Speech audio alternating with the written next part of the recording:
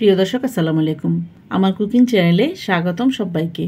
তো ভিউয়ার্স, আজ আমি আপনাদেরকে তৈরি করে দেখাবো হচ্ছে Eid special chicken fry recipe. এভাবে চিকেনটা ফ্রাই করে ঈদে, জন্মদিনে বা কোনো অনুষ্ঠানে পরিবেশন করতে পারেন। এছাড়া বাচ্চাদের আবদার রক্ষা করতেও এই চিকেন ফ্রাইটার কোনো ঝুড়ি নেই। বাচ্চারা কিন্তু এভাবে চিকেন ফ্রাইটা করলে খুবই পছন্দ করবে। বাসায় কোনো মেহমান আসলে ঝটপট খুবই কম উপকরণে আর কম সময়ে এই চিকেন ফ্রাইটা তৈরি করে নিতে পারবেন। তো ভিউয়ার্স, চলুন দেখে নেওয়া যায় কিভাবে আমরা চিকেন ফ্রাই রেসিপিটা তৈরি করব। চিকেন ফ্রাই তৈরি করার জন্য আমি নিয়ে নিয়েছি 6 পিস মুরগির মাংস। মুরগির মাংসগুলোকে আমি রেগুলার সাইজ থেকে একটু বড় করে নিয়েছি। এরপর চিকেনটাকে আমি ম্যারিনেশন করে নেব। এখানে আমি দিয়ে দিচ্ছি 1/2 টিস্পুন লবণ। এরপর দিয়ে দিচ্ছি 1 টেবিল স্পুন পরিমাণ আদা, রসুন, ধনিয়া, কাঁচামরিচ বাটা। এই সবগুলো উপকরণ আমি একসাথে ব্লেন্ডার জারে বেটে নিয়েছি। এরপর দিয়ে দেব 1/2 টিস্পুন পরিমাণ মরিচ গুঁড়া, দিয়ে দেব 1/2 টিস্পুন পরিমাণ ধনিয়া গুঁড়া। এরপর দিয়ে দেব 1/2 টিস্পুন পরিমাণ জিরার গুঁড়া, দিয়ে দেব 1 চিমটি পরিমাণ গরম মশলা গুঁড়া। এরপর দিয়ে দেব 1 টিস্পুন পরিমাণ লেবুর রস। এ পর্যায়ে লেবুর রসটা দিলে চিকেনটা ফ্রাই করার পর চিকেনটা একদম জুসি থাকবে।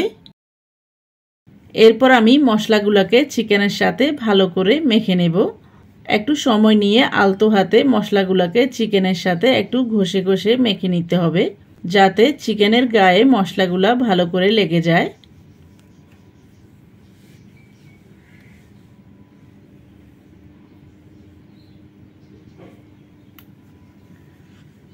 তো ভিউয়ার্স, দেখতে পাচ্ছেন চিকেনগুলোকে আমি মশলার সাথে ভালো করে মেখে নিয়েছি। এরপর এই চিকেনটাকে আমি 30 মিনিট পর্যন্ত রেস্টে রেখে দেব। ফিরে আসলাম 30 মিনিট পর। এরপর আমি চুলা একটা প্যান বসিয়ে দিয়ে দেব সরিষার তেল। এরপর দিয়ে দেব 2 টিস্পুন পরিমাণ ঘি। এখানে আপনারা চাইলে বাটারটাও দিতে পারেন। এরপর তেল আর ঘিটা ভালো করে গরম হয়ে গেলে চুলার আঁচটাকে হাইতে রেখে আমি একে একে ম্যারিনেশন করা চিকেনগুলোকে দিয়ে দেব। এরপর চিকেনের এক পিঠ একটু লালচে টাইপ হয়ে এলে অপর পিঠ উল্টিয়ে দিয়ে অপর পিঠও লালচে টাইপ করে ভেজে নেব।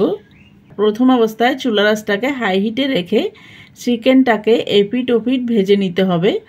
এভাবে হাই হিটে রেখে চিকেনটা ভেজে নিলে চিকেনের উপরের দিকটা ক্রিস্পি থাকবে আর ভিতরটা হবে একদম জুসি।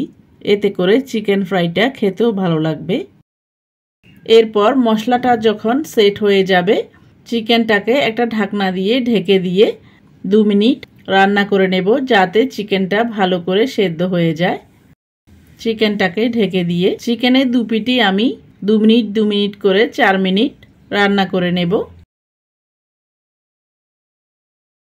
এরপর এ পর্যায়ে আমি আর কোনো ঢাকা দেব না। এভাবেই চুলার আঁচটাকে মিডিয়াম আঁচে রেখে চিকেনটাকে এপিঠ ওপিঠ উল্টিয়ে নিয়ে চিকেনটাকে একটু ফ্রাই করে নেব।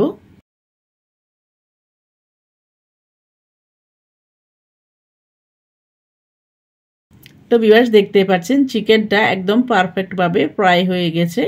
একদম লালচে কালার চলে এসেছে আর একটা মুসমুসে ভাব চলে এসেছে চিকেনের উপরে। এরপর আমি চিকেনটাকে একটা প্লেটে উঠিয়ে নিচ্ছি, দেখতে পাচ্ছেন।